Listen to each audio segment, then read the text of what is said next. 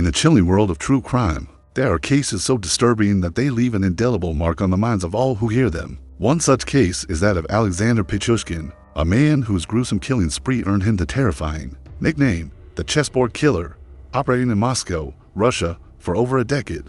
Pichushkin's story is not just that of a serial killer, it's the story of a man who turned his murders into a twisted game, one where each death was another move on his personal chessboard. His motives were driven by an obsession with control, power, and the need to complete a sickening and calculated objective: kill 60 for people to fill all the squares of a chessboard. In this episode of Room 57, we will dive into the dark and horrifying story of Alexander Pichushkin's disturbing rise, the shocking methods behind his murders, and the chilling psychological factors that turned a once ordinary man into one of Russia's most notorious serial killers. Join us as we unravel the details of his reign of terror, the investigation that led to his capture, and the haunted legacy that continues to haunt the city of Moscow. Get ready to delve into the terrifying world of the Chessboard Killer, where every victim was another piece to his deadly puzzle.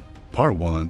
The Rise of Alexander Pichushkin, a monster beneath the surface story of Alexander. Pichushkin is one that begins not with the image of a killer, but with a seemingly ordinary man, a man who blended into the fabric of society until his monstrous actions could no longer be ignored. Born on April 9, 1974, in Moscow, Russia, Pichushkin's early life appeared, on the surface, to be unremarkable. Raised in a modest apartment in the suburbs of Moscow, he was the youngest of 3 children.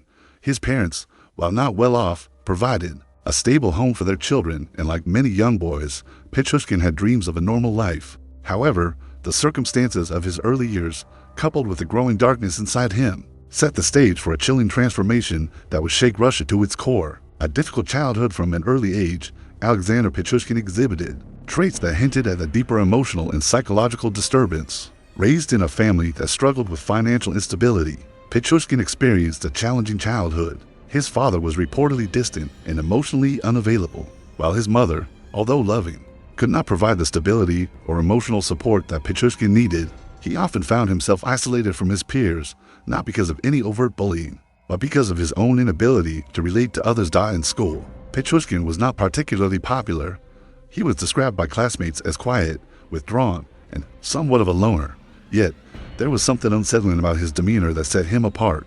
While many children dream of becoming doctors, astronauts, or famous athletes,